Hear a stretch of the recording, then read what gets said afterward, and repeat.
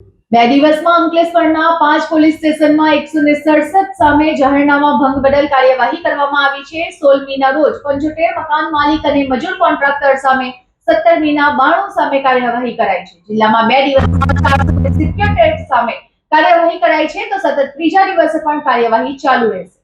અંકલેશ્વરમાં સતત ત્રીજા દિવસે પોલીસ દ્વારા મકાન દુકાન માલિક તેમજ લેબર કોન્ટ્રાક્ટર સામે મજૂરોના વેરિફિકેશન અંગે કાર્યવાહી ચાલી રહી છે। ત્યારે પ્રથમ દિવસે જિલ્લાભરમાં પોલીસ દ્વારા કાર્યવાહી કરી 219 ગુના દાખલ કરાયા છે, જે બીજા દિવસે પણ યથાવત જોવા મળ્યા હતા, જેમાં જિલ્લાના 258 ગુના નોંધવામાં આવ્યા છે। અંકલેશ્વરમાં 17મી મેના રોજ એ ડિવિઝન પોલીસે 18 મકાન માલિક સામે, બી ડિવિઝન પોલીસે 12 મકાન અને દુકાન માલિક અને 2 મજૂર વેરિફિકેશન કેસ મળી 14 ગુના દાખલ કર્યા હતા, તો રૂરલ પોલીસ દ્વારા 2 મકાન માલિકને 5 મજૂર વેરિફિકેશન કેસ મળી 7 ગુના દાખલ કર્યા હતા।